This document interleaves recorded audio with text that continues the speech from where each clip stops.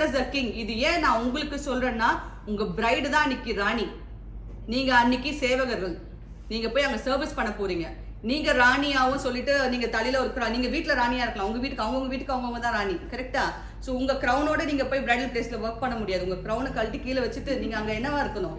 Service provider. அதை ஞாபகம் வச்சுக்கோங்க. நான் எப்பவுமே அப்படிதான் கீழே குனிஞ்சு காலுக்கு ஃபவுண்டேஷன் போடுறதுனால நான் போடுவேன். பிகாஸ் நான் பணம் வாங்கியிருக்கேன். அந்த சர்வீஸ் பண்றதுக்கு நான் என்ன பண்ணியிருக்கேன்? காசு வாங்கியிருக்கேன். இதுதான் என் சர்வீஸ்ன்னு முதல்ல தெரியல. இல்லை நான் கால்லாம் தொட மாட்டேன், உங்களுக்கு நான் கொலுசுல நான் போட்டு விட மாட்டேன்.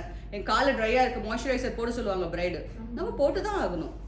ஓகே, பின்னாடி முதுகு டச்சப் பண்ணி விட சொல்லுவாங்க. அதெல்லாமே நம்ம பிரைடல் இண்டஸ்ட்ரியில எல்லாமே மிக்ஸ் பண்ணியிருக்கு. ஸோ கம்ஃபர்டபுளா இருங்க. அந்த குயின் என்ற விஷயத்தை இறக்கி கொஞ்சம் கீழே வச்சிருங்க. குயின் நம்ம குயின் தான், ரியலி எல்லா லேடிஸுமே குயின் தான். எங்க குயின்?